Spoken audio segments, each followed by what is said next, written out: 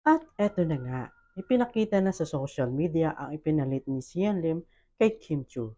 Pinag-usapan ngayon na kumakalat na rawan ng isang kapuso actor na si Sian Lim kasama ang film producer na si Iris Lee. Nakalap ito sa isang Facebook page na akmang nakita sa publiko ng mga netizen, kung saan makikita na nakaakbay itong si Sian Lim kay Irish Lee at nakahawak ito sa kamay ni Sian Lim. At bukod pa kay Sian Lim, makikita din dito sa larawan itong singer-songwriter na si Juan Carlos Labajo. Nang ito'y nag-viral ang larawan sa social media, ang naturang larawan ay mula sa Watanabe Riding Development ng sobrang daming tagahanga ng TV host as actress na si Kim Chu ay di nakapagpigil na magalit dito.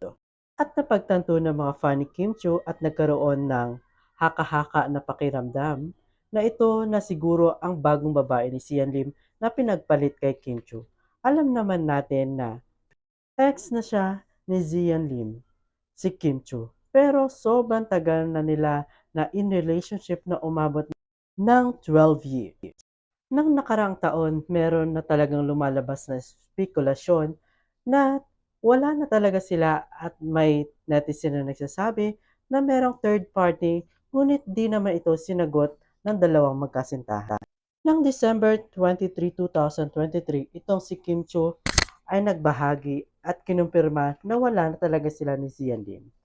Sa mga nababasang komento ng mga netizen, talagang may hinala na sila na hiwalay na ang dalawa at may kinalaman ang film producer sa hiwalayan nilang dalawa. Kumalat na sa mga social media platform ang mga larawan na sobrang cheater itong si Sian Lim sa ad ng mga netizen.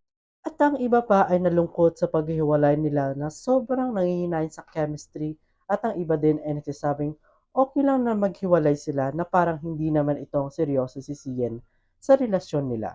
Samantala, di nakapagpigil itong si Kim Chu. Habang nagsasalita at sobra siyang nasaktan sa ginawa ni Sian sa kanya. At naglabas din siya ng saloobin sa Especially For You segment ng It's Showtime ng Valentine's Day ng Feb 14, 2024. Nasabi ni Kim Chu na kung anumang nangyari na di niya inaasahan ay siguradong mangyayari ito at di mapipigil. Kaya tanggapin na lang kahit masakit sa pakiramdam.